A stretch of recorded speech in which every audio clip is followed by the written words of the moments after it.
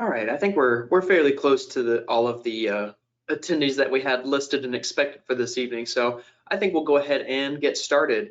Welcome everyone to the winter season virtual Skywarn presentation from the National Weather Service in Burlington. I am Robert Haynes and I will be guiding us through this presentation this evening. I was reflecting and realized this is the fourth iteration of this presentation, and every year there seems to be small tweaks and adjustments made each year. So I do try and make it valuable for those who come for returning visits to these presentations. And of course, this is the second rendition of this. So this is the repeat of the earlier presentation on October 28th. So the second round always ends up usually, well, at least usually going better than the first. So we shall go ahead and get started. Welcome and thanks for joining everyone. This is our presentation layout for this evening.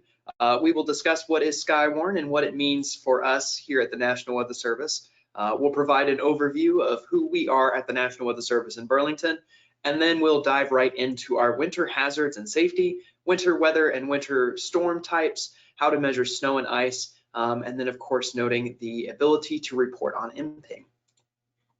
So why do we need spotters? Believe it or not, the United States is one of the most severe weather prone countries in the world. In total, about 98% of all presidentially declared disasters are weather related. We face a large number of storms, floods, and tornadoes on a year-to-year basis. In total, we have about $15 billion in losses from severe weather. And so this is something that's quite an important program, especially for the United States, to have volunteer observers who are trained by the National Weather Service to be able to report severe weather. Skywarn it's been about a 60-year-old program at this point, had its start in amateur radio, and over time has broadened its horizons to include the members of the general public and different like the first responders, teachers, universities, college students, basically anyone at this point is able to be trained by the National Weather Service in this manner to report severe and hazardous weather to help meteorologists make life-saving decisions. And so why do we need spotters? Why do we need it when we have so many different pieces of technology, like surface observations that give us by the minute data, upper air observations that takes profiles of the atmosphere to help us determine the potential for freezing rain or thunderstorms, various computer models which are continuing to grow more and more advanced, satellite imagery and radar, which gives us, again, almost by the minute details on thunderstorms headed our way. Well, the reason that we still need spotters is that all of these different tools still have their limitations. And so spotters provide reliable ground truth data where all of these pieces of information may have some blind spots where they cannot observe different phenomena or tell us what's happening on the ground. Today is a prime example. We have received a large number of reports in southern Vermont, especially in some of the higher elevations, of 2 to 5 inches of snow on the ground. So that's an example of where spotters can really play a role. So what exactly is the National Weather Service? We are a branch of the US government. We are under the Department of Commerce, and we have ourselves kind of broken up into this jigsaw puzzle of local weather forecast offices across the United States.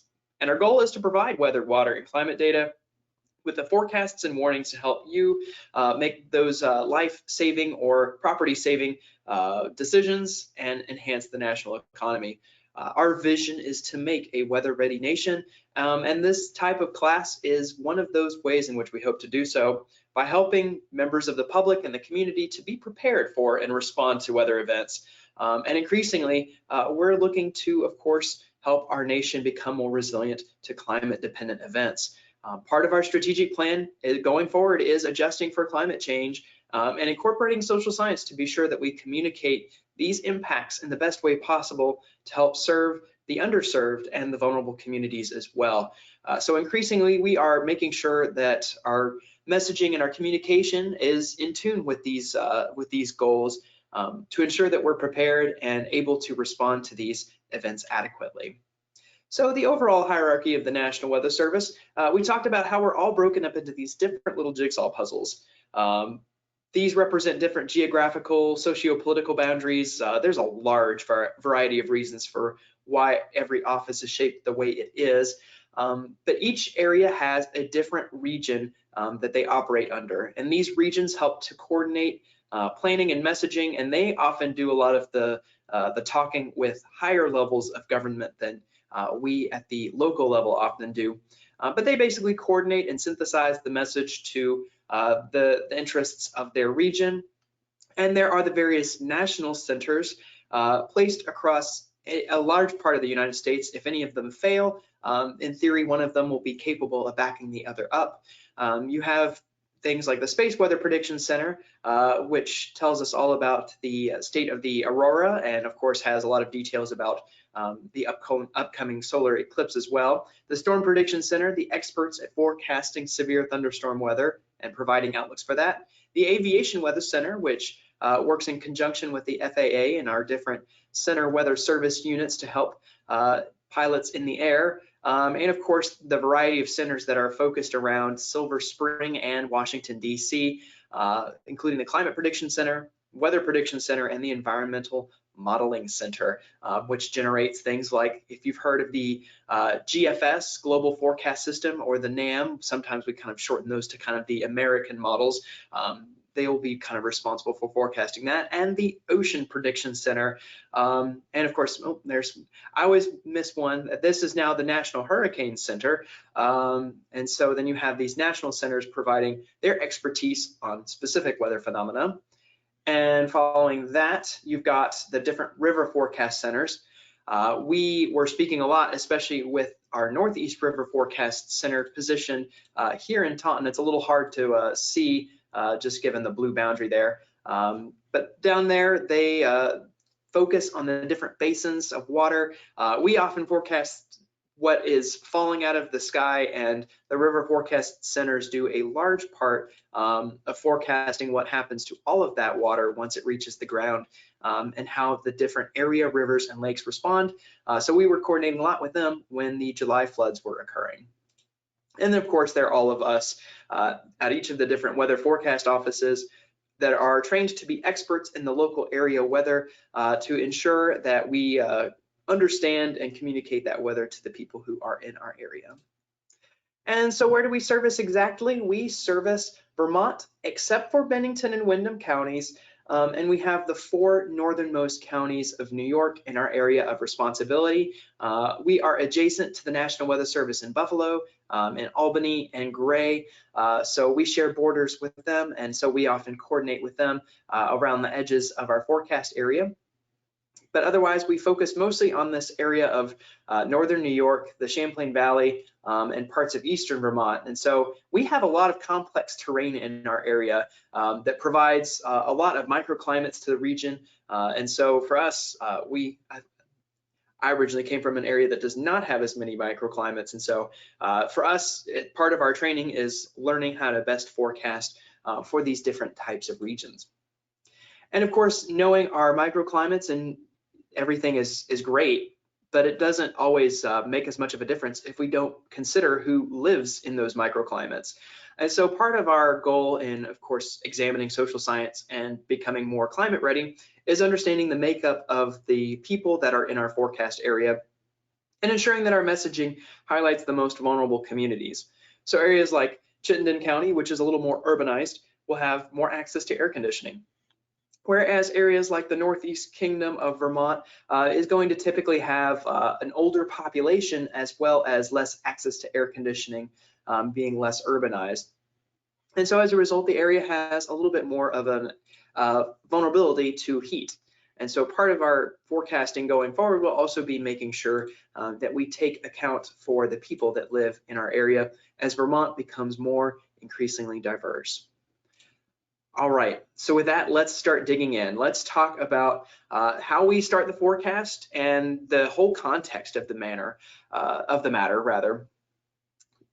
So weather is all about context. It's all about looking for the big picture items and then bringing it down to smaller and smaller scales as we work our way down to your home.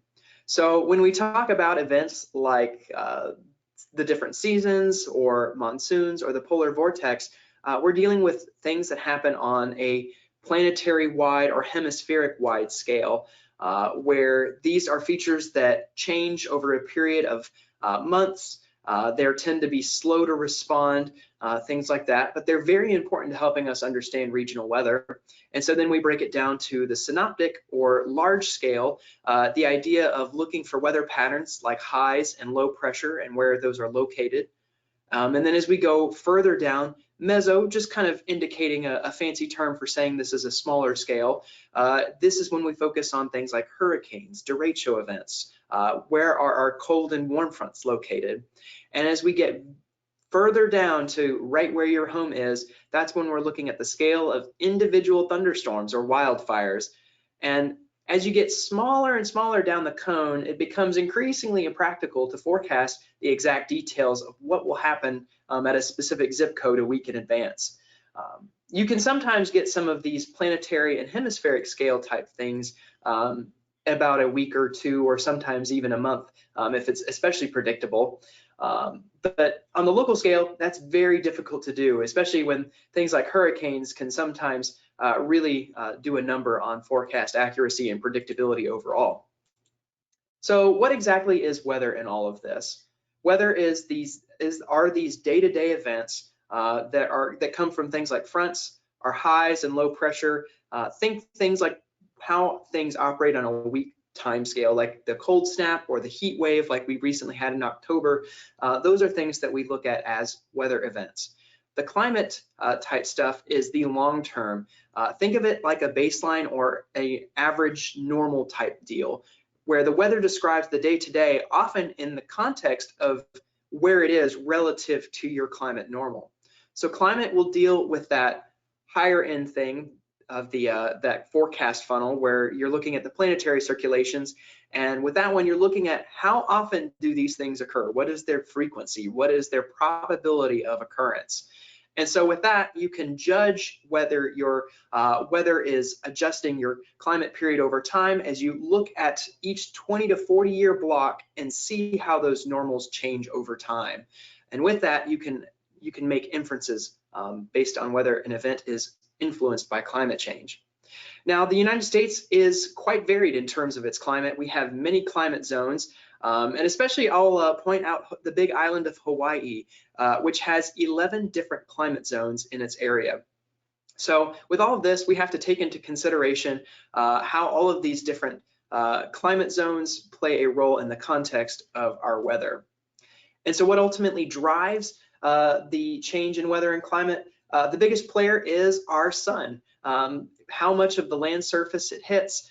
Do we have clouds overhead all the time? Is it hitting an ocean surface, an urban area, or is it hitting forest or grasslands? That type of stuff plays a role in the region's weather and climate. And of course, topography as well. Do you have a lot of mountains, valleys? What's the makeup of your soil? Are you mostly sandy, or do you have a lot of clay soil? And to a lesser extent, but equally, well, maybe not equally then, but to a lesser extent, but no less important, is the idea of chemistry, and that heat exchange and evaporation or absorption in things like greenhouse gases plays a part in our weather and climate as well. And so the big thing here locally, as a National Weather Service in our local area, we strive to be stewards of our local climate and highlight these instances where we are noticing adjustments in our climate. So for example, 9 of the top 11 warmest years in Burlington's climate history have occurred in the 21st century. And in fact, the top 6 warmest have all occurred after 2010. I don't have highlighted here, but one of the biggest players is our nighttime temperatures. Our nighttime temperatures have risen faster than our daytime temperatures as well. So all of these different pieces of climate and how it happens affects global circulations. So for example, the equator has a relatively equal amount of radiation from season to season, whereas the polar regions go from the extremes of being dark all day and then bright all day, just depending on which season you're in. And so that creates these different temperature imbalances. And so you get these large-scale global circulations that develop from these temperature contrasts, which plays an important role of where our weather systems like to track. And so then as we zoom into the more regional view, looking at the continental United States, these changes in solar heating is what affects our weather systems as we adjust seasons. In the summer months, say the region of Florida may still have temperatures in the 90s in summer, and we might also be in the 90s around summer. Whereas as we head into winter, Florida's temperature barely changes. They may still stay in the 70s and 80s, where we may fall below zero. And so with that sharper thermal contrast, you tend to have a stronger jet stream in the winter months. And so as a result, you tend to get these larger scale areas of low pressure that drive through the regions. And you also tend to have more powerful cold fronts.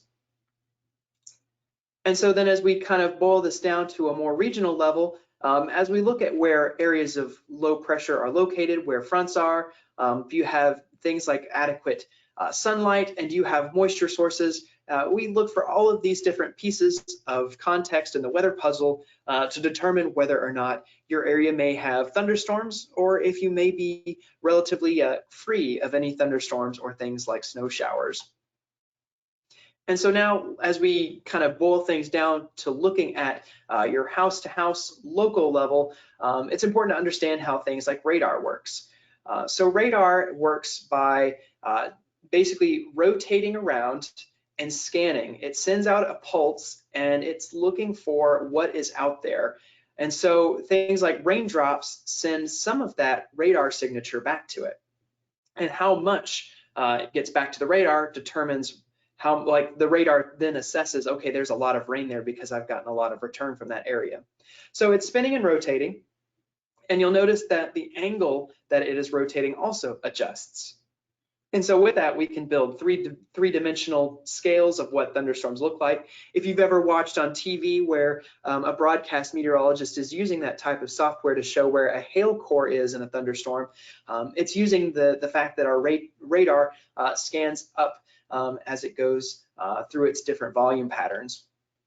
And so we'll do one more loop. And so we use this to determine the potential for heavy rainfall, whether or not a thunderstorm is capable of lightning, and the aforementioned capability of hail. And so we look at a storm structure and evolution to be able to determine some of the things that might happen to our local area based on what we detect on radar.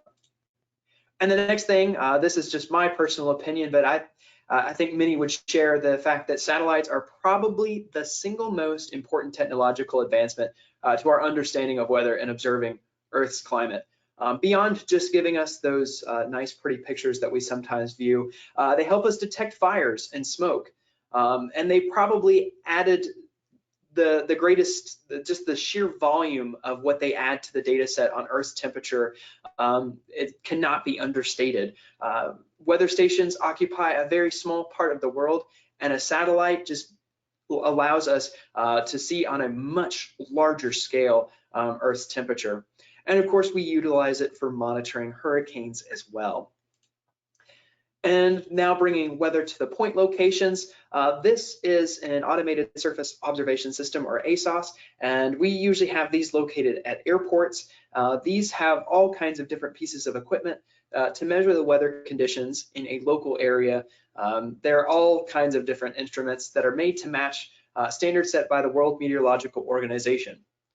Back before we had all of this type of equipment, usually these type of things were sent via radio or telegraph, and they were put on maps and that we would contour and then kind of communicate to be able to make an idea of what all of the different weather features are on a map.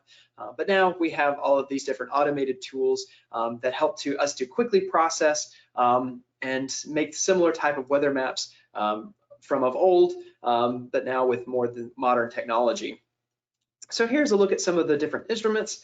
There's an instrument for measuring the wind, the ice accumulation, which you can see has a little bit of a slanted pan, which is made to melt and clear off after a certain piece of ice accumulation. It also the technology is kind of strange, admittedly. There's like these different plates that vibrate as well. But we use this to measure how much ice has accreted, assuming a flat surface.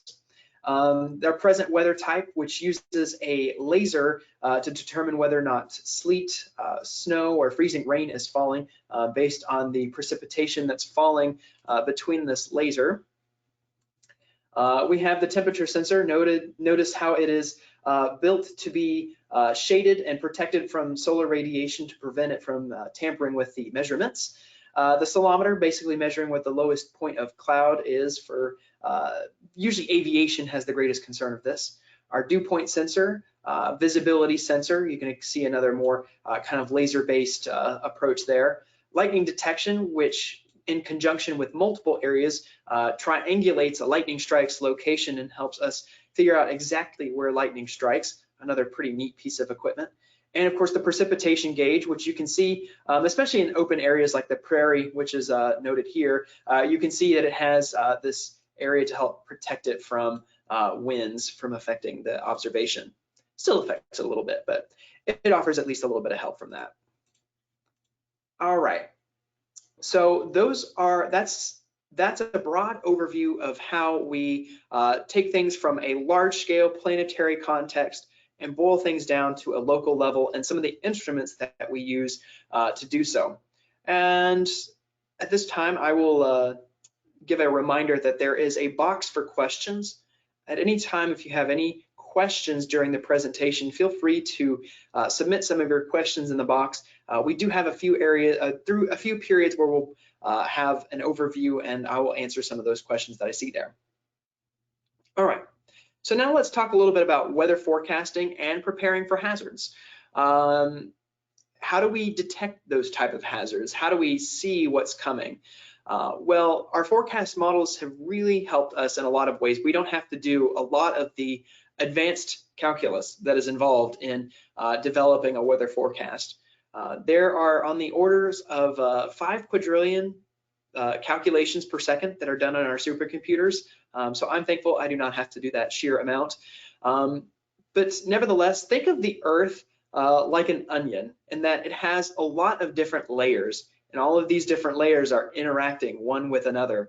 And so a forecast model has to be able to try and observe what all is happening in all of those different layers. And some models are going to do better than others at resolving those features. And especially as we get into longer time ranges, we have to be practical with how much crunching of numbers they can do. And so usually in the 3 to 4 day time frame and further out, we have to rely on low resolution models. So we know some of the details, but some things are hard to distinguish. And so what we do is we sort through different models where they agree or disagree to get a better idea. So I have these different images of the Mona Lisa that have been distorted in some way to be a little lower resolution. And so you can get an idea of what something looks like. And you have a general picture, you know, okay, this is the Mona Lisa, but you're missing out on some of the key details that might be really important to the forecast. However, as we get within 48 hours or so, we have much more reliable, high-resolution guidance. But at the same time, that sometimes means we have to more closely look at minute details. But at that point, we can start to tell a little bit more about what is happening and have a clearer image on what it looks like. Another good analogy would be equating it to my own nearsightedness. So for me, objects that are far away tend to appear blurry, but I usually can kind of tell what the object is. However, I can usually then see the object best once it is closer in my field of vision. And so if I were to ask you what forecast would you make for a high temperature, what this looks like from a meteorologist's perspective, we have to judge all of these different weather models and whether or not they are reasonable. So if each letter is a forecast model on a scale from 40 to 50 degrees, what do you think would be the most reasonable forecast to make based off of these details? Now, you'll kind of notice that at the end you have some extremes, but then you also have a cluster near this one extreme here at forecast model A.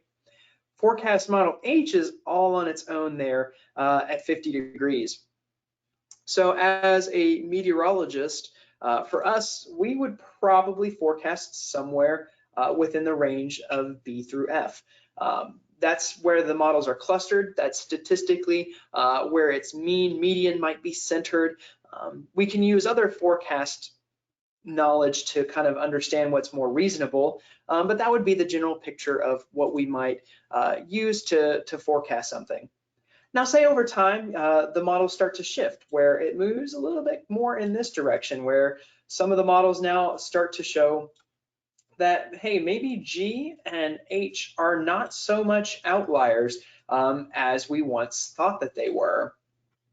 And so over time, if you've ever thought, well, why does the forecast change? Why is it different? Sometimes it's us looking at the probability of an event and determining that with this new data, of course, we also have to make the assumption that the new data is better. And usually it is. A weather model usually has more error with time. So the closer you get, usually the more accurate your model will be. So for us, it is usually reasonable to then adjust our forecast in the direction based off of these probabilities. So sometimes people may complain that your forecast changes, and sometimes that forecast change is necessary. If we were to stick to our guns sometimes, then we would find that our forecast is more incorrect than if we did not change the forecast at all. All right.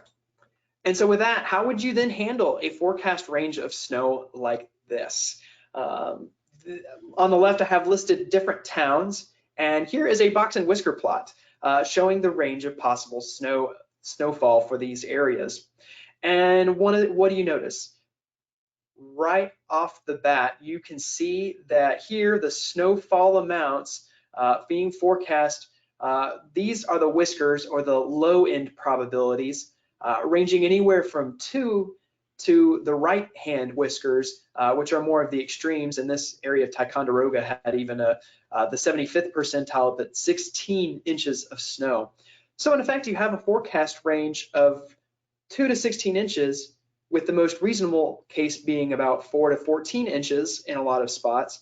And you have, I think the medians were centered, at least, I don't remember exactly where the medians were centered here, but in other words, this area of the box provides the most likely range. Now, as forecasters on this day in March had thought that the snowfall rates and the temperatures would not be sufficient to produce these higher end totals, and we hedged towards the lower end of things.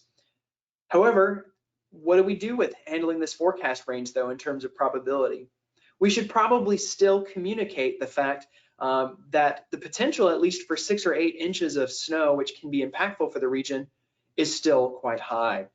So we can forecast these numbers to decision makers, and they can determine whether or not the risk of, say, our expected forecast busting may be something that they want to take into consideration.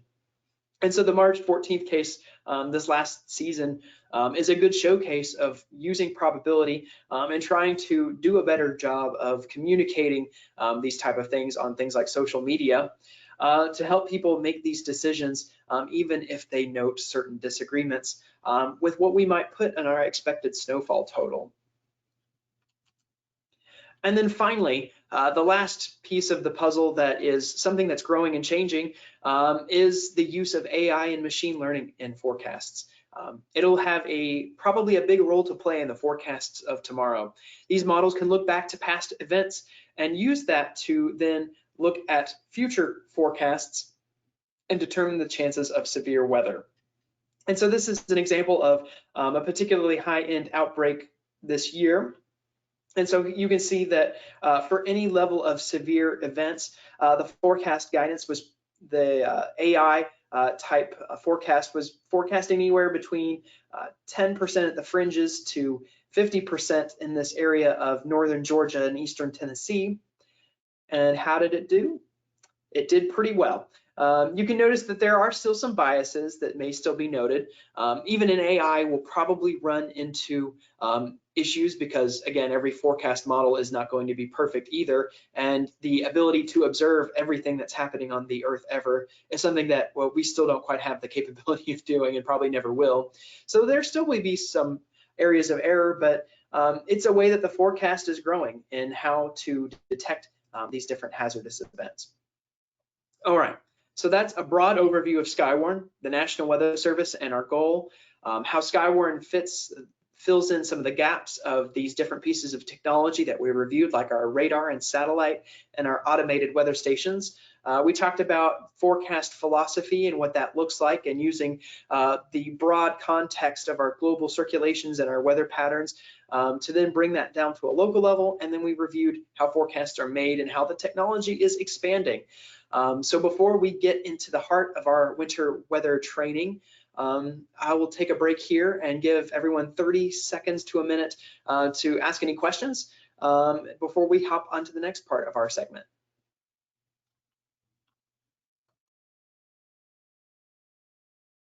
All right, not observing any questions in the question box at this moment. So let's dive in to the safety stuff. Safety first. So especially as we head into winter, the role of our awareness and communication is a little different from severe thunderstorms and the warm season type stuff. However, it's still important to have escape routes. Say if you're expected to have high utility impacts, it may be important to have a backup place to go to stay warm, and it's important to have safety zones as well, even in winter. So use this kind of model ACEs: awareness, communication, in other words, having multiple avenues of receiving weather information and being able to reach out to people like family and friends, having a way to get to an area that is safe from hazardous weather. Because ultimately, whenever you're doing any type of weather observations, your safety should always come first. Never put yourself in harm's way to report or observe weather. So before winter arrives, let's talk about some of the ways that we can prepare. First, check your home heating system and make sure that it is working properly and that you have a good supply of heating fuel if necessary. And if so, have your chimney swept clear of soot. If you need to, make sure that your rock salt or anything that you use to cover your sidewalks and keep it free of ice, make sure that you are stocked up. If you have a snow blower, fill it up with gas before the season begins, and replace any snow shovels if they begin to show any signs of wear and tear.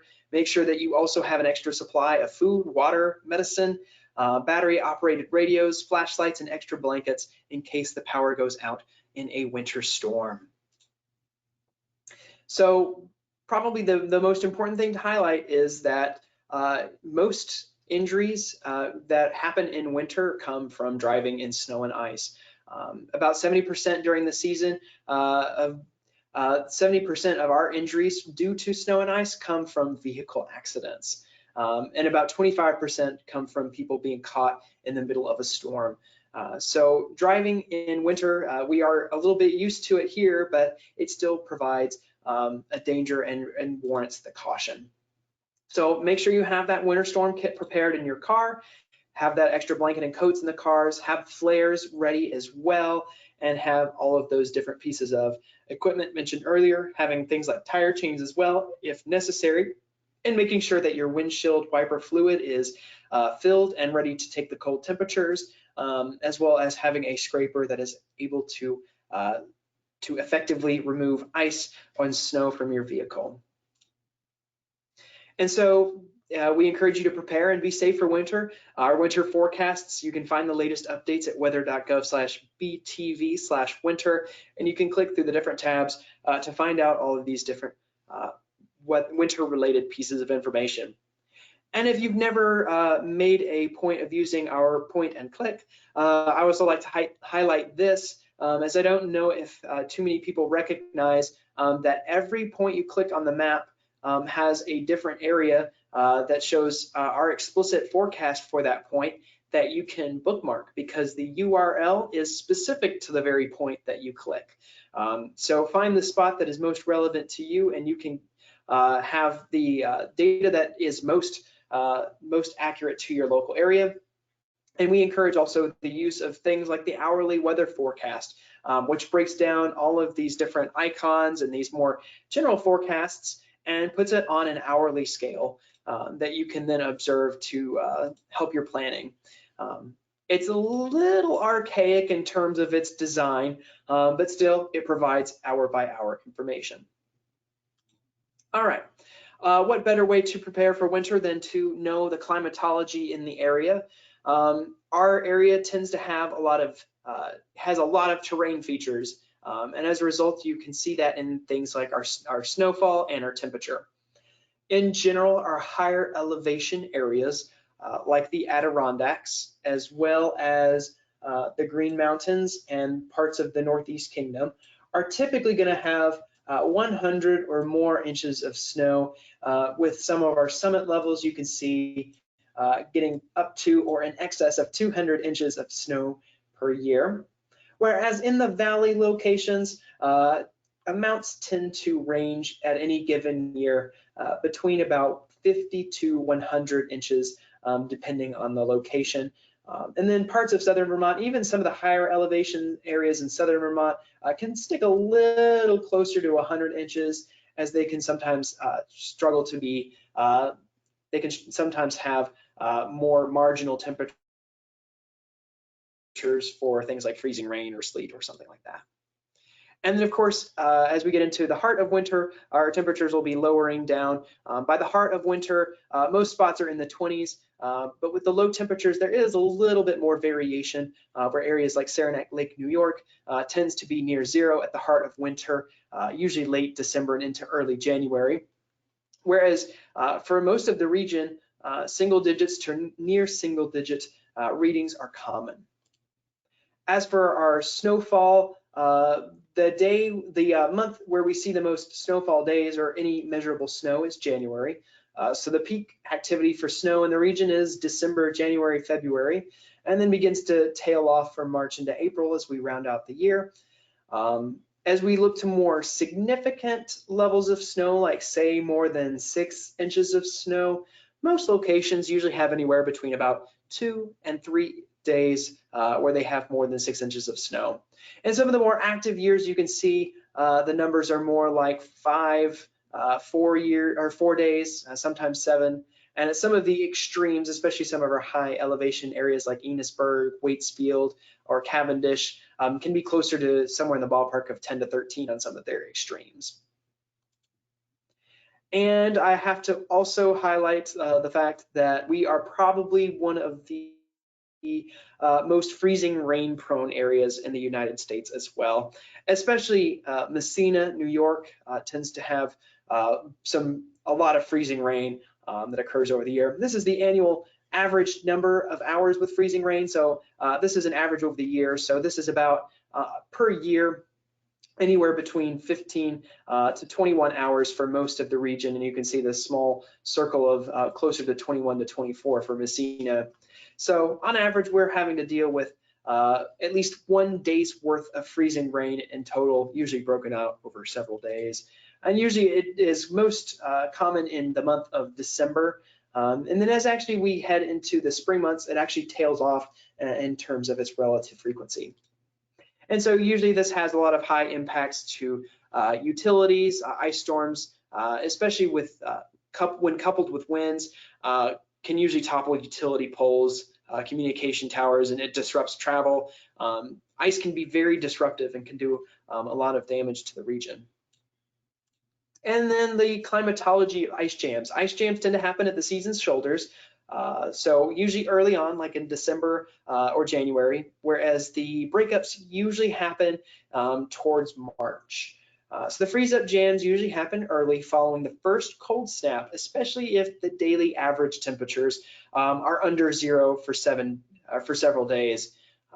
So the freeze-up jam is most common early. The breakup jam is usually a bit later as temperatures begin to warm and so we experience more rainfall. As snow begins to melt, we start to have more river rises that begin to break up the ice. With 12 hours of thawing, usually with temperatures over 40 for at least 6 hours at the very least, that are above freezing, I should also say. Then we start to get these more appreciable river rises that help ice to break up. These breakups, jams will usually happen where rivers slow down, like at bridge abutments, wherever the water starts to make like a sharp turn, or wherever there's an area of, say, like confluence, and then followed by rapid diffluence, like usually like the opening of a lake or something like that. Usually these type of things are where breakup jams, just think of where like a think of like your common bottlenecks in like a traffic jam. Same type of idea with breakup ice jams. Usually all this ice collects, and then as a result, water can't flow through wherever these ice jams occur, and then begin to rise over the banks. So this is the map of all of our different reports of ice jams over the years. As you can see, Vermont is a little bit more prone to ice jams than Northern New York. However, there are still a lot of areas in Northern New York, especially a lot of these tributaries leading into the St. Lawrence River, especially the Ausable River is one of our more well-known ice jam areas. And then, of course, all of the different river areas like the Winooski, the Lamoille, and the Missisquoi, and then parts of the Passumpsic into the Connecticut River valleys also can be quite prone to ice jams. So know the climatology of flooding in your area, especially as it relates to ice jams. Never a pleasant ordeal to have to go through. So seek higher ground if you hear these alerts and be ready, especially we usually issue flood watches when we expect widespread ice jam flooding issues to take place. So hopefully we won't have anything too bad this year. We've largely escaped the last couple of years without too many bad ice jam seasons.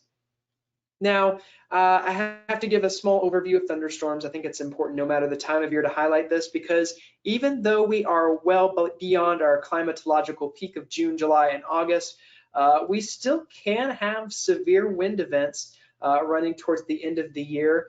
And of course, many probably recently remember our record early tornado that occurred in March. So we can still have severe weather events occur. Even though we do not have the level of daytime heating, nor the level of moisture that we always have at the peak of summer, sometimes an especially dynamic system can still produce severe weather across the North Country. So still not necessarily, never out of the ballpark for these type of events. And then I want to also highlight our gusty wind season. I usually kind of, this is more, again, a personal thing. I usually dub the months of September through May as the windy season. This is usually when we issue our most wind advisories and high wind warnings. These strong wind gusts of greater than 45 miles per hour become increasingly common because if you remember back to our global circulations and how the jet stream increases in winter, was a similar thing. The different thermal contrasts usually result in these stronger wind fields. And especially given our terrain that helps to funnel these winds, usually gives us strong winds in our area. And so especially as we head into the months of, say, like January, February, or March, we also look at the risk of frostbite in these instances, as well as power outages in these events of extreme cold. So extratropical cyclones tend to be stronger in winter, and that usually helps to drive these high wind events in our area. And so we issue headlines for extreme wind chills when we get to 20 below wind chill, which in combination with faster winds can result in frostbite in 30 minutes for exposed skin, and the wind chill warning, which will be transitioning to extreme cold, actually, I should also note. So that will include some of these lower wind chill values as well, or like these maybe less severe but still extreme events. But when we issue the wind chill warning or the extreme cold warning, when we get to that point this year, well, maybe hopefully not, but that can be frostbite in the matter of 5 to 10 minutes for any area of exposed skin. And highlighting one of those recent events in January of 2022, I didn't quite have the time to cobble together a similar chart for the event this last year, but sometimes we get impacts well before our wind chill warning criteria is met, as even temperatures of -10 to -20 with some of these higher winds can still result in some pretty quick frostbite and hypothermia as well. And then quickly hopping back to looking at severe thunderstorms and things like that, the Storm Prediction Center issues these outlooks. So we're going to be kind of transitioning the presentation to kind of the forecast range and the times. When we're talking about the severe weather outlooks, we are looking at the Storm Prediction Center's different risk categories. And you'll notice they're communicated in 3 different ways. They are communicated by a color, by a number, and by word. So whichever way works best for you to help remember the risk level, you can utilize a marginal risk, a level 1, or this kind of more dark green color. Notes limited duration. There may just be 1 or 2. The threat may last for just 30 minutes or so. Whereas you get more to the enhanced, moderate, or high categories, you're dealing with more numerous, widespread, and long-lived severe weather events.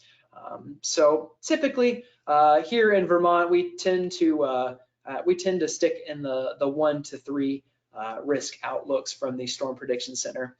But sometimes we float higher and higher to events, say like the May 4th, 2018 event, which would be one of our higher end cases. And just to give you an example, a lot of people equate this to something like an avocado in appearance, and how you have everything kind of boiling down to the center focus. And so these categories are supposed to represent the likelihood of severe weather. So it pinpoints the highest risk. And here, this is a super outbreak event for parts of the southeastern US, but areas such as Vermont and northern New York still had some risk level, but not quite as high. And they're all broken up into the different severe weather hazards, from tornado, wind, and hail. Each are given their different probabilities. And you can also notice that sometimes they'll note whether an event is expected to be especially significant or damaging. Thunderstorms need 3 different things. They need moisture, atmospheric instability, usually fronts or air meeting or colliding. And then usually to become severe storms need a little something extra, and that extra thing is wind shear. A variety of factors come together to make storms more or less organized, and generally the more shapes, less amorphous, the more structure you see on radar, typically the greater the severe threat. I should also say sometimes even the more photogenic a storm is, with features like shelf clouds, wall clouds, things like that, usually indicates that they are more severe. So again, highlighting the context of things, thunderstorm development is usually about ingredients. Having things like moisture, daytime heating, and a front are what's needed to make severe weather in the North Country. Even in winter, it can still take place, and we keep an eye out for whether or not we have these features coming together. Again, on the outlook scale, we rely a lot on the Storm Prediction Center outlooks. And sometimes we highlight this in a text-based product called the Hazardous Weather Outlook. And when we get to the scale of hours, that's when we're mentioning things like severe thunderstorm watches, tornado watches, or flash flood watches, helping to communicate that it is time to monitor conditions and check the latest forecasts for upcoming details. And then on the minute-by-minute scale, that's when we start issuing things like the warnings. We see things like the hook echoes, or the squall lines on radar, and that's when we start issuing things like severe thunderstorm warnings, tornado warnings, and flash flood warnings. And so then at that time, when you receive that communication, that is your time to enact your safety routes to make it to, switch the wording there. That's when you go about your escape route to your safety zone to hopefully then preserve life and operate safely. So quickly, the distinction between a tornado watch and a severe thunderstorm watch is mainly the tornado threat and whether or not it is moderate or low. So as long as the tornado threat is low, then usually the option is going to be the severe thunderstorm watch. Not to say it can't happen, but usually the other events far outweigh the risk of tornadoes. But if there is at least a moderate risk of tornadoes, then the threat level is going to be, then the product of choice is going to be a tornado watch, even if the threat level of these other hazards are also moderate to high. So we discussed wind shear being the object that helps to organize events, and so kind of helping you see one-to-one the directional shear, which is a change in the profile of wind as you get higher and higher in the atmosphere. So kind of notice the southeast wind becoming a west wind is ideal for the formation of things like tornadoes. Whereas this more unidirectional or speed shear, where you have winds increasing but staying the same direction as you go up, results in this rolling. Sometimes that's what you see when you see a shelf cloud. You're seeing that process in action, and this is ideal for production of squall lines. Oops. And so what we are looking for is we're looking for all of these different radar signatures, these environmental factors, to then determine what type of headlines that we might need to be issuing. So on one hand, you have the single cell occupying a very small area of the radar, usually off on its own. Things like clustering thunderstorms may provide the potential for damaging winds. You can kind of see in here the small location of a gust front, but we're also looking at very heavy rain and whether or not flash flooding is possible. And then events like the hook echo, like a supercell. And these ones, they still might be alone like a single cell, but the characteristic hook observed on radar is a strong indicator for rotation. And then we look for features like squall line, where we observe these very linear features, where sometimes you'll see this area of kind of these moderate radar reflectivities. Oftentimes these correspond with the rear inflow jet that drives damaging winds with these squall lines. And then on the extreme end of these more clustered storms are these derecho type events, which sometimes, which will often develop and produce, you'll see that there's this vortex that is propagating southeast along with this line of thunderstorms. And like wind shear, that kind of forms from a similar way of winds kind of decreasing as you get towards the book end of an area of squall line, of like a squall line or something like that.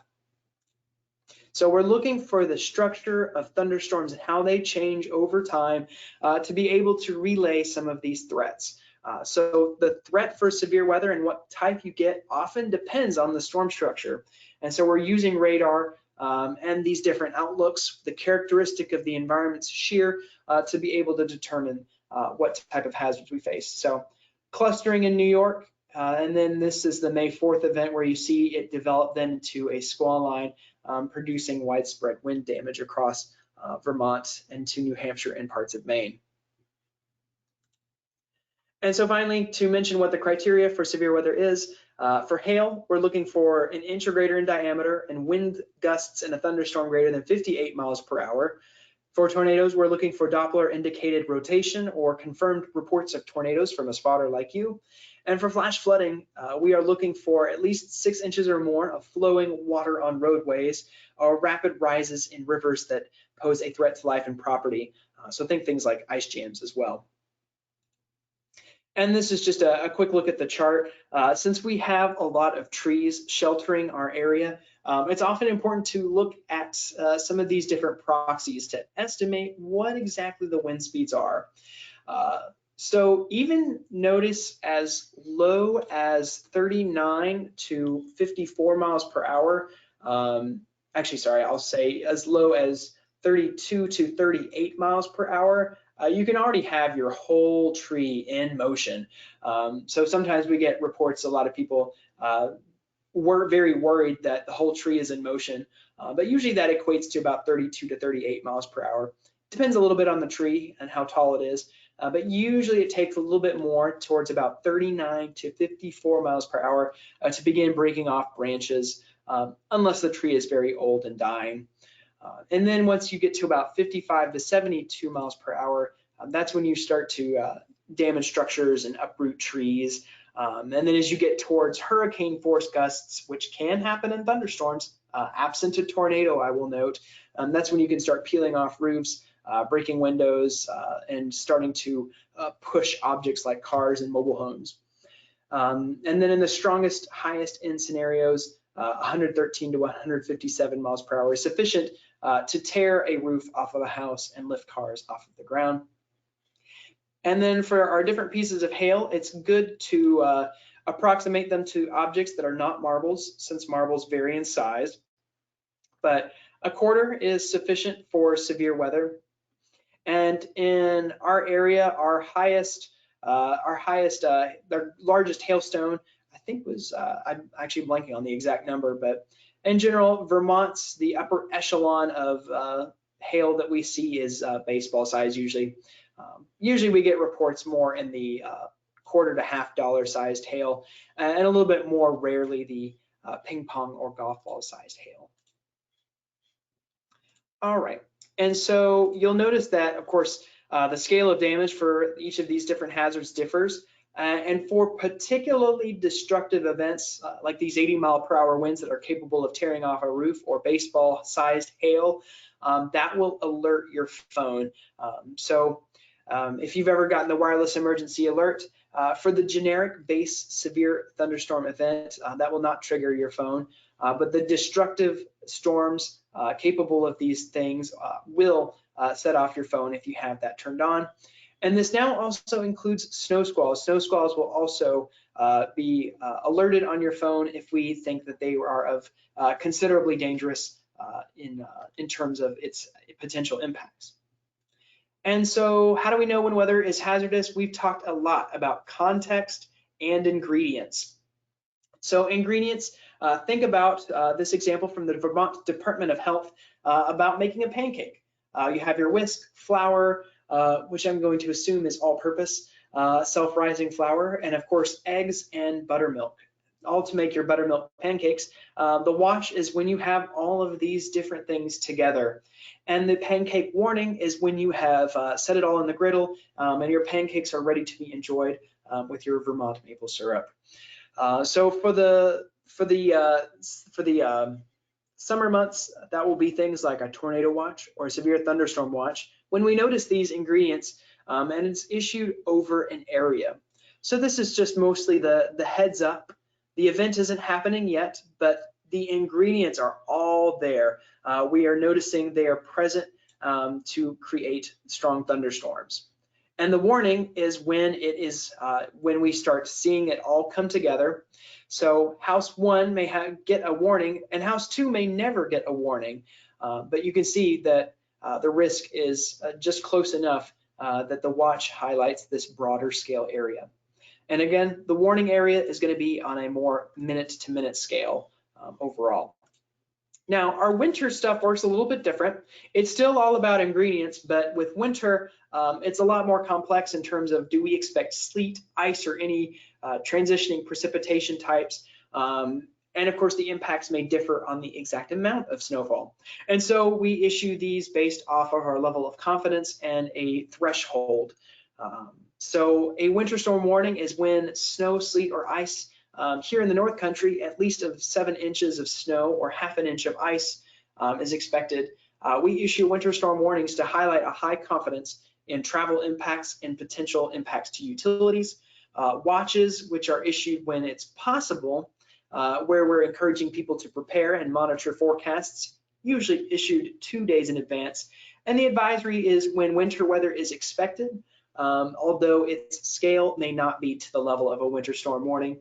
So think about 4 inches of snow, which still certainly has an impact to travel, but may be more an instance where you exercise caution. So that provides an overview of our climatology and thunderstorms. Our thunderstorm climatology is, we have most of our severe events in June, July, and August, but it's not unheard of in winter. And we look at the things like ingredients, heat, shear, fronts, moisture, are they all coming together in one place? We have outlooks that focus on that and try and communicate this. And then we look at radar and satellite to look at a storm's evolution to be able to provide warnings. And then we looked at other pieces of climatology like freezing rain peaking in December here. And then we also talked about our snowiest months being December, January, and February. We talked about the climatology of ice jams too. And how it's usually at the tails of the season, being about December, January, and then March. And then September through May is our typical windy season when we have the potential for damaging winds just from particularly strong cyclones. And so at this time, I will take 30 seconds to a minute to answer some questions here. And I do see one question here. Are there models that tend to validate better in Vermont by season, i.e. the European in winter or the GFS in summer? Let's see, I think the numbers, they can change from season to season. Some years you can kind of get a sense, but usually it's not so consistent that we choose to rely on one model over the other. So typically we're using things like ensembles, especially these days, to try and help us determine which one we should lean in on. I will make a note that in winter, the model skill tends to be greater. In winter, models are not dealing with things like hurricanes as much in the Northern Hemisphere, nor are they dealing with other thunderstorm features like these mesoscale convective vortices that really throw a wrench into things. So in winter, usually the reliability of models is just a little bit better and is usually a little bit more predictable. Overall, though, I think both models tend to do a fine job. They both have their set of biases. And so usually we usually take a blend. Usually our motto is the blend is your friend. We have a note, I'm in Plattsburgh, which in a valley has its own frustrating microclimates. Could you just discuss the valleys a bit? Certainly. So for us, the valley regions, especially areas like Plattsburgh, has probably some of the stronger terrain shadowing in our area from the Adirondacks, where a prevailing west or southwest wind is quite common. And so as a result, Plattsburgh, it's one of the trickier areas to forecast because we have to consider how much shadowing from the mountains will be possible in that area. And so as a result of the shadowing, though, sometimes it also sometimes clears out a lot faster than a model might suggest as well. And so oftentimes we see it tends to get colder at night than places like Burlington, which may have just a very similar setup. But oftentimes we'll note that Plattsburgh is anywhere between 3 to 5 degrees colder, partly just from these terrain effects from it being so close to the Adirondacks, providing an extra shelter. And so as you get towards, like, say, like an area like Burlington, where you're starting to go back upslope towards the Green Mountains, that sometimes that slight upslope makes all the difference. And we're a little bit further positioned away from mountains to not get quite as much terrain shadowing, say, as Plattsburgh or areas like Charlotte. Charlotte is another area that gets a lot of terrain shadowing. But places, these valleys, there's a lot of funneling of winds that take place because of where they are positioned between the Adirondacks and the Green Mountains. A prevailing south wind is common in these areas. And so usually these help to funnel these stronger wind gusts into places like Plattsburgh and Burlington. Plattsburgh is also probably a little bit more prone to strong downslope winds after a strong area of low pressure tracks to the north. So Plattsburgh is usually a little bit more prone to that southwest or west wind gust than, say, an area like Burlington. So even though the two cities are relatively close and occupy a very similar region, we do often find the differences just from where they are located relative to Lake Champlain and the Adirondacks make a significant difference, just in terms of the nature of the sloping and just overall where it is in relation to the lake plays all a big part. Our valleys also tend to be warmer, and then they can sometimes produce cold air damming, and we'll go a little bit more in depth into that a little bit later as well.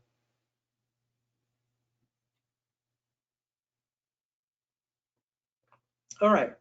We're about halfway through the presentation, so let's take a 5-minute break. And so come back at 7:10, and we will resume our presentation at 7:10. Thanks.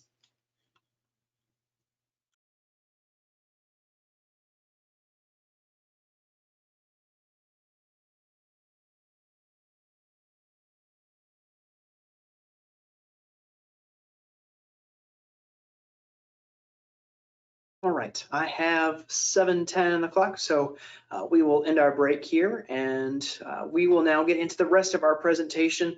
Now we'll start taking a deeper dive into the different types of winter storms here. So let's talk about messaging and how it evolves as we get closer to winter storms. In the 3 to 7 day time frame for a winter event, it's about the outlook phase, where we're determining the risk and the need for any preparations. So things, again, like the hazardous weather outlooks, which provide an overview of whether or not we think an impactful weather event's on the horizon, and then the Weather Prediction Center snowfall forecasts, winter storm outlook, winter storm severity index, all of these different things that they use can be ways that you can look out for impending winter events several days in advance. The watch phase usually happens in a 1 to 3 day time frame where it's about considering changes in plans, where we're looking at least with medium confidence of snowfall in excess of 7 inches or ice that is greater than ½ inch with at least some medium confidence. So there's usually at least the opportunity for a fly in the ointment or some other thing that may cause the forecast not to reach these different thresholds. And then the warning phase, depending on the level of confidence that we have, will be issued in the 0 to 2 day time frame, where hopefully your plans are complete and then you're ready to take on the incoming winter event. And then as we get to the day 0, where we're dealing with any of the impacts and whether or not you want to travel, say go skiing and enjoy that new snow, that's when it's best to monitor the spots for the on say like that have that heaviest snow on 511 or other local traffic apps, and then have that emergency kit ready if all else fails. And so then here is all of our different winter weather products and the criteria that matches them. The winter storm is issued for 7 inches or more of snow. Sometimes that threshold will be lowered a little bit if significant mixed precipitation is expected alongside it. The ice storm warning is for ½ inch or more of ice that is accumulating on a flat surface. Usually has an impact to travel, and as you start getting beyond ½ inch of flat ice, you usually also start having impacts to utilities. Blizzards, with this is a long duration event of very low visibility, less than ¼ mile. Sustained winds or frequent gusts in excess of 35 miles per hour over an expanse of more than 3 hours, or over an expanse of time of 3 or more hours. Extreme cold, this is one of the changes that will be coming this year. It's for wind chills or temperatures that fall below 30 Fahrenheit. And then the high wind warning, which is issued for wind gusts in excess of 58 miles per hour that are not expected to be from a thunderstorm. So yes, sometimes the large scale environment can crank out winds on the scale of a thunderstorm, and we will issue high wind warnings when we expect that to take place. One of the things that you can use to help prepare yourself is the graphical hazardous weather outlook. This has been an experimental thing that's been going on for a few years now. But you can use that to look at each day of the week and determine which ones may have the greatest weather threat for each of these different hazards. So for this, this was looking at Halloween, where it was looking at the potential for wind on Saturday and the snow and sleet, which did wind up verifying. So parts of northern Vermont and New York especially have seen this thing like snow or sleet. And so you can use the graphical hazardous weather outlook to sometimes detect these areas of potential a few days in advance. And you can use tools like the Winter Storm Severity Index, which the Weather Prediction Center uses off of several different factors to determine whether or not a winter storm will produce maybe limited or minor impacts, or maybe more major or extreme. Some of the things that go into it is the snow amount itself impacting travel, the snow load impacting power lines, blowing snow, which again affects transportation and sometimes visibility. Sometimes that's via ground blizzard conditions. The potential for a flash freeze is also considered in these events in the Winter Storm Severity Index. And then of course, how much ice is expected to accumulate. Now, when we're talking about the potential impacts in our region, probably one of the most important context type questions that we ask is, where is the low tracking? This determines the wind field and affects whether warm air from the south could infiltrate into the region. So if a track is to our north, there is usually too much warm air and it can limit our chances for wintry weather, but it might be more favorable for severe weather. If the storm tracks right overhead, we tend to have more mixed precipitation events, and it can depend on whether or not we're dealing with a shallow cold air mass or a very strong warm air lifting into the area, or if we have deep cold air and very light warm advection, which would favor more of a slow transition to say like a wintry mix. These also tend to be our higher precipitation producers. Examples of lows that tracked directly overhead include Irene and the recent July floods, which featured not one, but 2 areas of low pressure that tracked directly overhead. And then finally, if the low tracks to our south, usually warm air intrusion is unlikely. And if it's too far south though, we'll miss out on precipitation. But if it's just right, we can get very heavy snow. And in the summer months, those are those days where we have kind of that cold all day rain, especially in the summer and early fall. Some of the types of storms that we talk about, we'll talk about storms like Alberta clippers. These lows form in the Alberta province of Canada, usually diving southeast into the Ohio River Valley. So they usually track to our south. And so these usually produce all snow for our area. And usually the amount depends on how much moisture it brings along with it. Usually these are more continental in nature. They can drag moisture off of the Great Lakes, but usually they do not have as much of a strong moisture pool as events like, say, a nor'easter. And so here's one of our more recent events of a fairly strong Alberta clipper that affected the region in early 2020. That produced an area of about 4 to 8 inches of snow.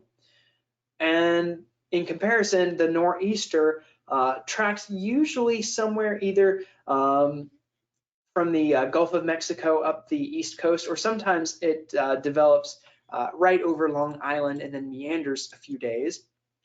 Where these systems usually track up the I-95 corridor, and usually due to the strong dynamics associated with it, heavy snow usually falls on the north and west side of the area of developing low pressure. And so depending on its exact track will make a difference in what snow amounts affect what city. Too far east and most of the snow will be located over Boston. Too far west and we kind of have that issue of dealing with a mix of rain or sleet or freezing rain. And so here are some notable nor'easters. Of course, the storm of the century in 1993, and then a more recent one that occurred in March of 2007 that produced a lot of snow. So the low track is important to the type of precipitation we receive, and this is kind of how it does so. When we have too much warm air, you may have a snowflake falling, but as soon as it reaches air that's above freezing, the melting process will begin. And if the air is too warm at the ground, it'll just fall as rain at the surface.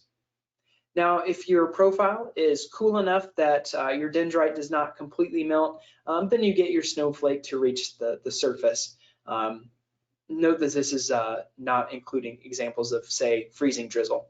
But assuming you have your snowflake falling, it is sufficiently cold for a snowflake to reach the ground. And then it gets tricky when we talk about freezing rain or sleet. So with the case of freezing rain, you have your snowflake falling into an area of above freezing temperatures that is of a large depth and maybe say 5 degrees, so say like 40 degrees Fahrenheit. And so it's melting and becoming a raindrop. And then as it falls into this shallow area of cold air, there's not enough time for it to refreeze before hitting the ground. So when it hits this frozen ground, it freezes on contact. And so this is usually the messier type of precipitation, usually with much more impacts and usually more dangerous. Sleet is usually not quite as dangerous. It usually is more frustrating to our snowfall forecasts than anything. But this happens as there is at least enough cold air between the water drop that's melted and then cold air to the ground that the water droplet then refreezes before contacting the ground and then bounces off. Now, again, notice the difference in the amount of warm air that's available. Sometimes the difference is not that much. And remember how we talked about Earth in its different layers being kind of like an onion. And a model is trying to resolve all of these on different scales. So naturally, sometimes these small differences, a model may not be able to completely capture.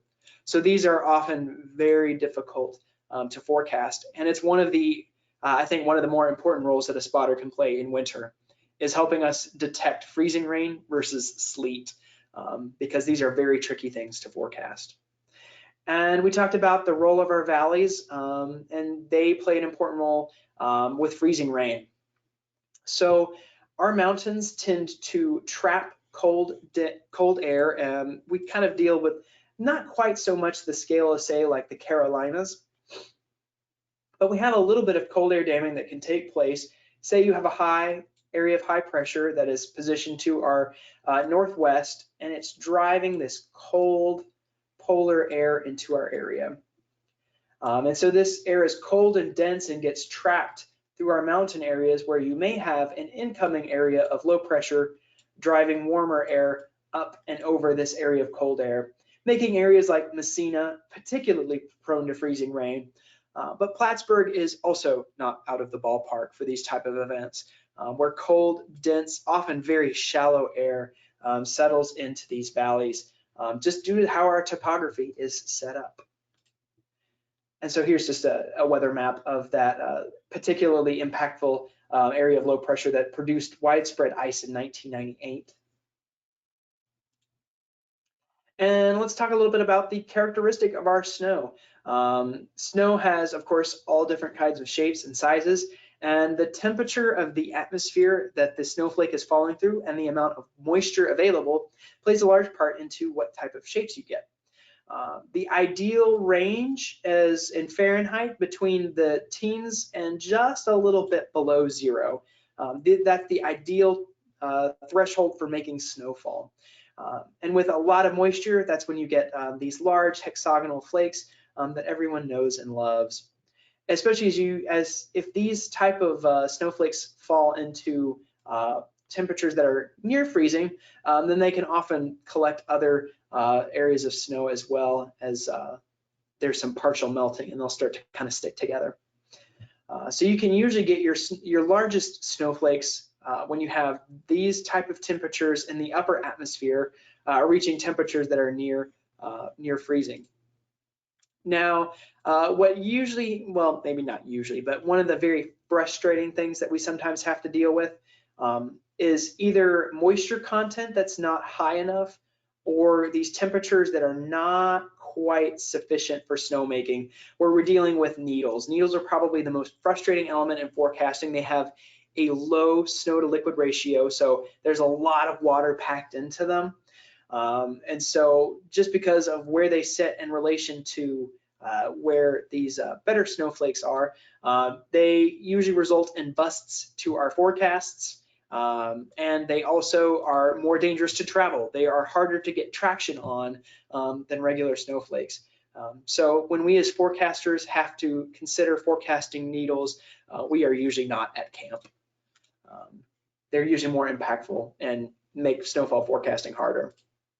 So usually the more moisture, the more water you can pack into the snowflake, and the more snow you can get. But if it's too dry or too cold, then you'll get these thin plates that usually don't accumulate very much snow. Now, in our grand scheme of context, what happens to the low after it has tracked east of the area? That sometimes plays just as much of an important role as where the low is exactly tracking when is it reaching our area. Localized heavy snow can occur across the western slopes of the Adirondacks and the Green Mountains if there is relatively moist air behind the area of low pressure that's tracking. Air will move up the slope and usually produce snow in and around the mountain summits. And depending on how much moisture and how long the area of low pressure remains, you can have snowfall amounts ranging from a trace to several feet. And so probably the most important factor in these type of events is considering whether or not this area of moisture can get over the mountain summits, will stall over the mountain area, so it tracks up the mountain summit and then just kind of lingers over them, or if the flow is able to overcome the mountain and allow the snow showers to move downwind. This kind of thing we call blocked flow at the top, where your airflow cannot overcome the summit, We often call it semi-blocked when it stalls over the summit levels, and unblocked when you get to when flow of air just can easily overcome the mountain summits when our air is a nice and sufficient hiker. So these upslope events depend on how strong our winds are and how much moisture is available and what the makeup of our atmosphere's thermal profile looks like. And so if it's more stable, then our snow tends to stick to the lower valleys. Think of events like January in 2010, when parts of far northern Vermont experienced anywhere between 15 and 30 inches of snow from snow that was blocked against the mountain ranges and could not overcome it. Semi-blocked cases are probably our most common event, where we see snow accumulate mostly at the mountains, with usually lower level of accumulations in our valleys. And then, of course, the scenario where we are dealing with unblocked flow. Actually, let's go back to this one. When we're dealing with unblocked flow, usually the accumulations in the lower valleys are very small. And then for these kind of scenarios, so kind of drawing where our mountain spines are at, you can see that in the unblocked scenario, that will favor areas like, say, the Northeast Kingdom near Newport. And so all of these different things we look at just to determine where snow falls after low tracks east. Another important consideration is snow squalls. These typically occur when an area of low pressure is tracking near Montreal, and there is a sharp Arctic boundary associated with it. So you may have cool temperatures, but then you may have brutal cold behind the incoming cold front. I like to think of them as a blizzard bundled into 30 minutes, where a blizzard is 3 hours, a snow squall is 30 minutes.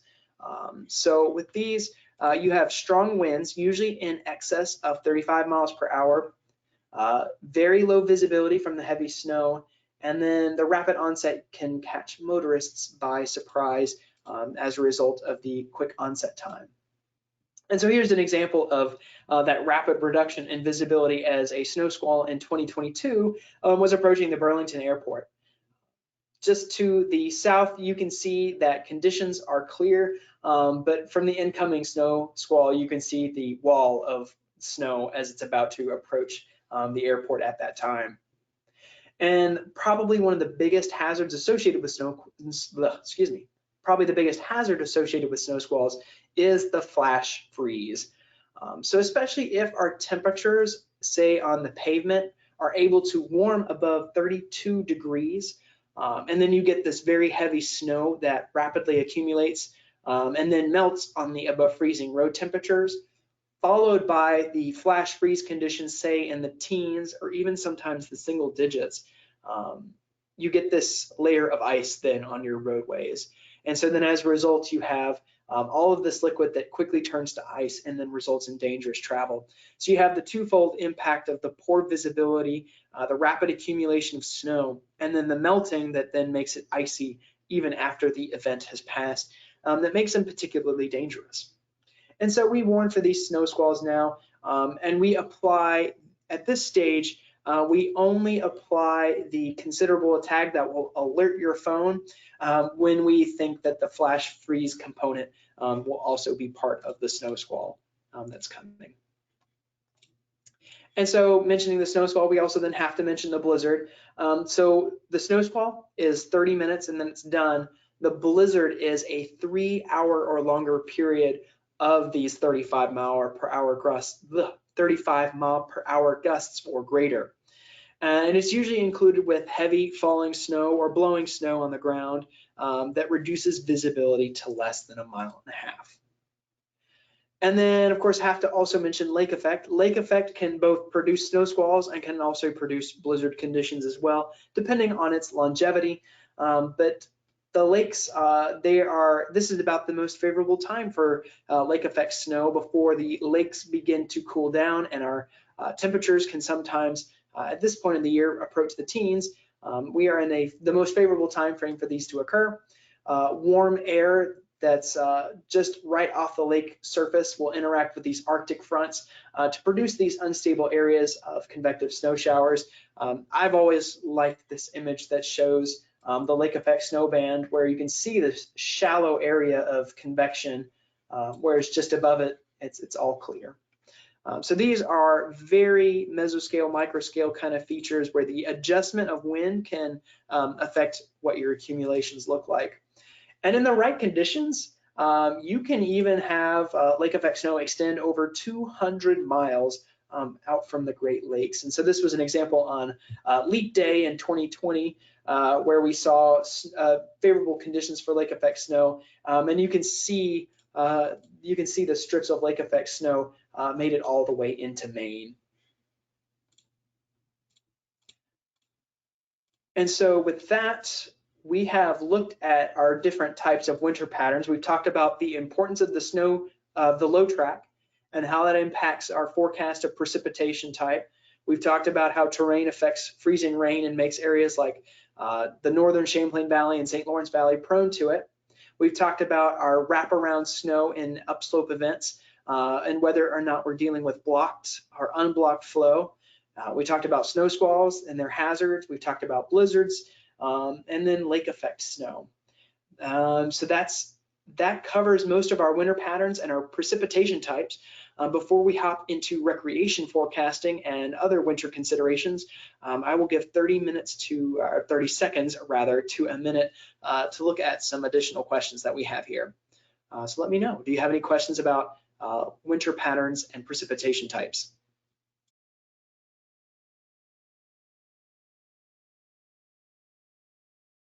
All right, nothing seen or heard, so let's go on to our recreation part of the forecasting.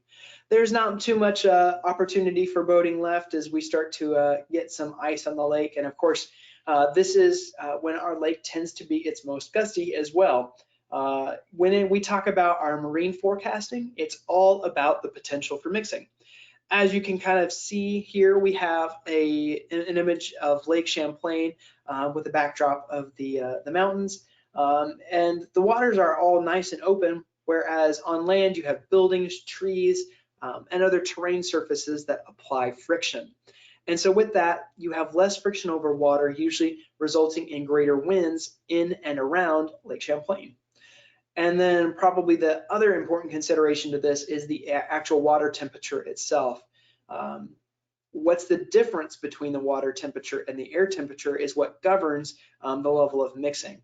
So cool air atop warm air, which is unstable and favorable for lake effect snow, is also very favorable for the stronger wind gusts on Lake Champlain. And then we also have the component of channeled flow between the Adirondack Mountains and the Green Mountains as well in the Champlain Valley. This also happens on the St. Lawrence River, but a little bit to a lesser degree. So overall, the Bernoulli principle, the funneling of winds as it's constricted, will result in an acceleration of winds in our valley areas. And so as we move into looking at what our winds are most commonly out of, here at Colchester Reef, they are most commonly out of the southwest or south, and then north or northwest, just due to how our area is located within these pieces of terrain. And so water, it cools and warms much, much slower than air. And so that affects the stability profiles for each season. As we head into winter, we are still trying to cool off our waters. Our lake is still in the I think it's now at the upper 40s to mid 50s. But at this point, we can have cold air intrusions that bring our temperatures down into the 20s. And so at this time of year, our winds are typically stronger due to the unstable conditions. However, as we move to spring, we will have a lot of lake ice that will have to be melted. And so our waters will typically be very cold as all of that environmental heat is going to melting that ice. And then the relative air temperature will start to be warming up. And so as a result, in the spring, we start to become more stable. And then that continues into summer as water slowly heats up, but we get to our hottest temperatures and then begins to transition into fall as our water temperatures peak but our temperatures begin to drop again. And so to highlight that, here is the frequency of our gusts greater than 25, and I've marked in the dashed lines each of our different seasons. And so you can see as we head out of July and into September, it begins to climb into the greater chances of 25 knots or greater. And then as we head into February, March, and April, the number of occasions where we've observed gusts greater than 25 knots begins to decrease. And so that's a very quick overview of forecasting on the lake as we head into the winter season. And now let's talk about measuring snowfall. So what exactly is snowfall? Snowfall is the accumulation of new snow and sleet in the last 24 hours before settling and compaction takes place. Usually we encourage measuring on a board or clean surface that's elevated off of the ground. Part of the reason is that some of the heat radiating off the earth will melt some of the snow, and then you also have areas of grass or debris that actually adds a layer of air in which snow settles on top of and can inflate measurements. And so we encourage measuring on a board, on a clean flat surface, so that these factors are mitigated.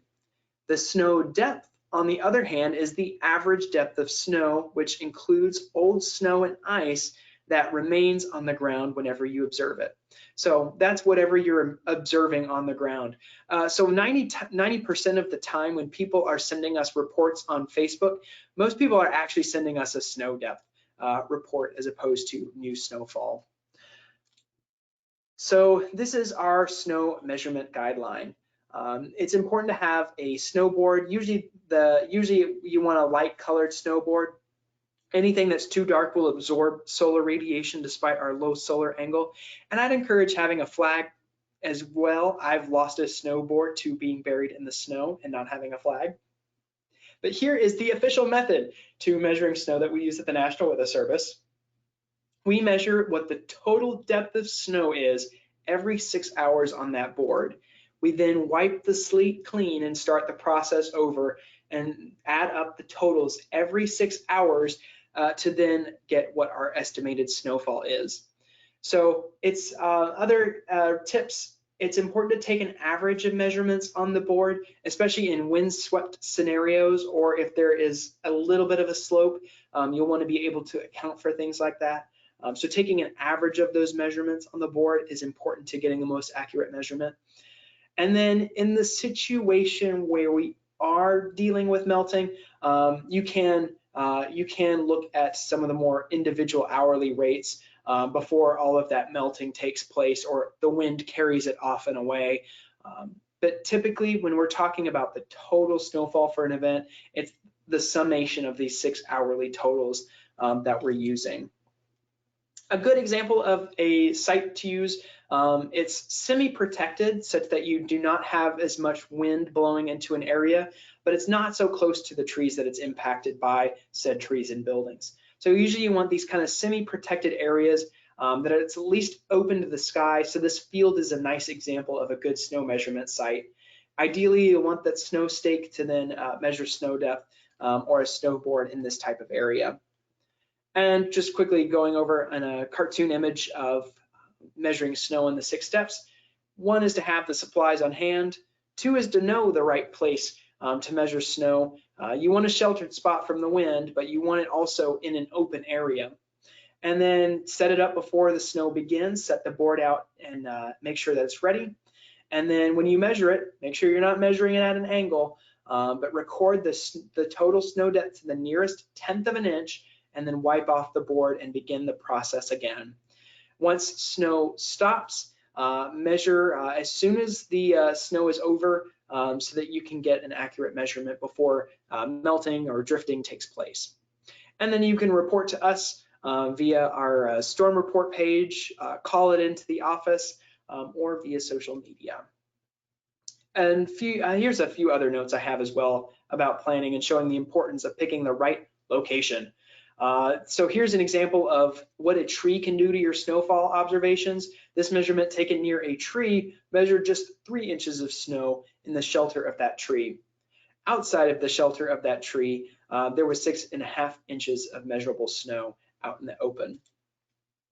And of course, avoid buildings and avoid areas where snow tends to pile up, especially in high wind scenarios.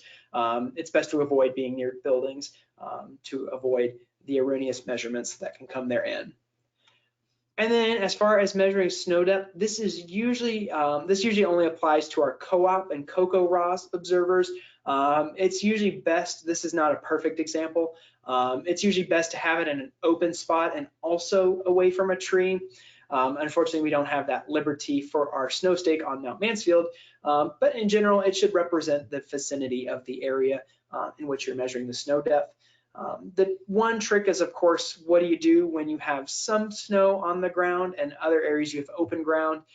In these situations, you can kind of take an average where you have, say, 2 inches of snow depth away from this home, whereas over the board there's next to no snow, it's half open. You can take an average of that and report 1 inch of snow depth, whereas if the ground is mostly open, simply report a trace. For more information, these images, these charts, and these recommendations can all be found on the CoCo-ROS site for observing snow depth. And then finally, how to measure ice. The National Weather Service method of forecasting ice is on a flat surface. So usually it's just a matter of finding a flat surface and measuring how much ice is on that flat surface. Radial ice, it still has its uses, and it can be important to utility companies to know those numbers as well.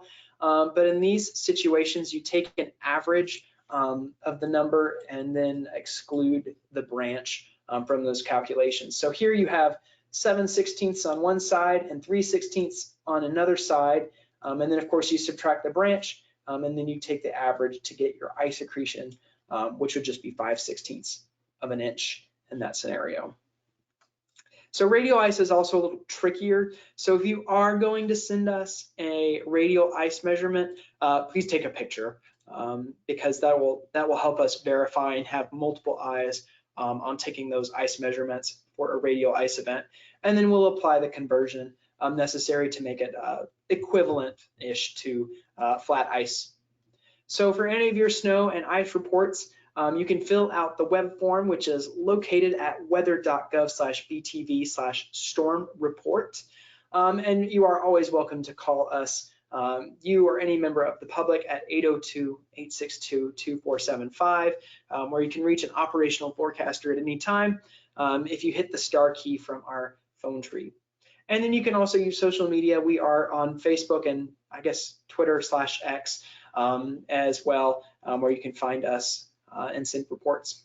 Your reports help us to make maps like this. This is again another instance where storm spotters really help us provide ground truth information for these tricky situations. We do have a faithful reporter in Rutland who often tells us how little snow he often gets in the town of Rutland. Other instances, we have another that faithfully observes snow in Maidstone Lake in far northeastern Vermont that we greatly appreciate because we usually have nothing on that edge of our maps. And then it goes a long way into helping us make really nice ice maps. We usually do not get quite as much participation in ice accumulations, but really want to encourage sending ice reports. And then of course, it also makes a big difference for rainfall forecasts and for big snow events like the Pi Day storm in 2017. It helps us to know the expanse and the coverage of these significant events. So we have covered recreation forecasting, measuring winter precipitation. We've talked about how winter is the gustiest time period on Lake Champlain. We've looked at how to measure snow and ice and picking a good spot for them. I cannot emphasize enough that you should not measure at an angle. So try to measure ice off a flat surface. It's typically easier and aligns with our methodology, but we will take radial ice as well and know that it has its uses for utilities. Your reports help us highlight terrain features and microclimates and go a long way into helping us understand our area. So I'll highlight one last time our different reporting methods and different methods of communication for alerts. The phone, this is the unlisted line. So if you are interested in becoming a spotter, this is our spotter line. And so we'll talk about signing up for the spotter program afterwards. But we also have our presence on Facebook and Twitter /X. And then we, for big weather events, we'll often tune into the Whiteface repeater to listen to reports. We've got our storm report page we mentioned earlier. And then there is the MPing app, which is helpful, especially when we're talking about transitioning precipitation types.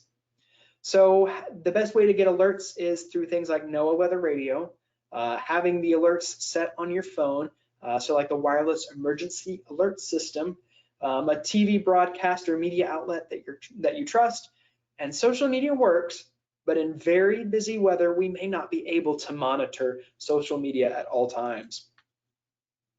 So make sure you have a way to get the warning in multiple methods.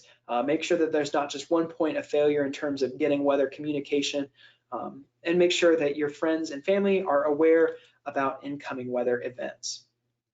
So here's another highlight of the MPing app. You can download it on any app store that you have available, and you can use it to, here's an example of a freezing rain report. You select the report type, and it takes you to this menu of rain, snow, hail, wind damage, tornadoes, floods, mudslides, or reduced visibility. There are even talks of expanding some of these menus in the not too distant future. But for freezing rain, we want the rain snow category. And then from there, you have the different types of precipitation. And here we'll select freezing rain. And then from here, you'll be taken back to the menu showing your location. So you're seeing me do a test report here at the office, and then you click submit report. And from there, all of your reports will then make it onto these maps that will show you reports in real time. And that goes a long way into helping us to find transition lines from rain to snow to freezing rain and the likes. So a good spotter will report things like funnel clouds and wall clouds, tornadoes or water spouts, heavy rain and snow, especially if it's in excess of 1 inch per hour, hail, damaging winds, flooding, tree damage, things like that, and weather-related injuries or deaths. Sometimes on the weather-related injuries or deaths, we're sometimes the last to know, and it's really helpful when we know it right away for our for the record statements and for putting together these storm reports for estimates on things like damages, which go a long way into helping insurance companies make sure that people get the money they need. And then, of course, changing precipitation types is an important role for spotters in the winter. Now, we've talked a lot about mostly the Skywarn network, which is probably, if I were to say from left to right, is the scale of involvement getting smaller as you go further to the right. So this is a Skywarn spotter session where we are training a volunteer network with these type of classes to focus on severe weather hazards, but also other phenomena like the winter type stuff we've discussed, where the level of involvement is as often as you want to make it. You can participate once a year or many times a year. We have some people who, after it rains or snows, will faithfully call with their measurements. And it's wherever you're located. We have many people just report the rain and snow that they observe from their home, or if they happen to have hail at their place. Sometimes that's the level of involvement. CoCoRaHS is a little bit more involved. It's a community organization that's focused on rain, snow, and hail. That the emphasis is to try and get daily observations where sighting is important to their observations. And then the co-op system is dedicated volunteers and sometimes even paid contractors that establish long-running daily climate reports that manage site records and have specific equipment requirements. So if you're interested in something like co-op, where sighting is critical, sometimes the best person of contact for that would be our observation program leader, Marlon Verisamy. If you're interested in CoCoRaHS, our best point of contact is Seth Kudikoff. And for the spotter type stuff, there is myself. And then for all of the above, you can reach out to our WCM Scott Whittier. So, in summary, what we have is that a reliable Skywarn spotter provides ground truth and potentially life-saving information that can help us make forecast decisions. That ground truth information helps us where technology fails. Winter hazards include ice jam flooding, winter storms with their level of heavy snow or ice or snow squalls, and then the strong winds that can down trees and cause power lines to come down and cause power outages. And then, of course, I will never not mention that your safety should come first, and that you never should put yourself in harm's way to provide weather information to us. So as we head into winter, prepare yourself by winterizing your vehicle and ensuring that you're ready for the cold and the wintry season that is about to head our way. So thanks everyone for attending. This is definitely one of the larger classes that we've had in some time, so I appreciate your attendance and I thank you for your kind attention. If you are interested in becoming a spotter, you may email me at robert.d.haynes@noaa.gov. And then I'll go over a little bit more about the spotter network and some of the resources available. And just the only thing is it's a volunteer network that we often have people do from their homes. So we do ask for a name, an address, and a phone number, usually to help speed up the process of collecting reports and then mapping those reports. So we have our different resources that you can use to submit reports to us available. And at this time, I will hang around for a few questions that you may have lingering over with the presentation. But that concludes this Skywarn Spotter training. So thanks everyone, and I'll hang around a few minutes for questions. All right, we do have one question here. Is snow water equivalent a useful number to you in reports? Yes, it is usually an important one. It's one we don't need every single instance, but every 2 weeks we have people go out and measure the amount of snow water in the snowpack to estimate the potential for spring flooding, because all that water has to melt and go somewhere. So it's nice to know how much water is in the snowpack, especially as we get into spring. It's not as important early in the season, but we will still take snow water equivalent, those different reports. We'll still take them. And I think there are a few networks that collect them. I don't know what they are off of the top of my head, but I know the state of Vermont especially has a group that collects their snow water equivalent and sends a report out. I don't know if Northern New York has something similar. I'm not sure, but it's a useful number, especially in spring as we head towards snow melt. All right, I'm not seeing any more questions trickling in at this time, and I'm seeing people starting to head out. So at this time, I will start to close the meeting. If you have any additional questions, you can also feel free to email me at robert.d.haynes@noaa.gov, and I'll be happy to answer questions there. There will be a recording of this that will be available, and I'll post it to our YouTube channel, and I usually also post it on weather.gov/btv/Skywarn as well. Usually I take the best take, determine which one I think is the best take, and then post it to the web after doing some small editing to kind of take out some of the breaks for the empty space or whatever in the recording. So there will be a recording session up.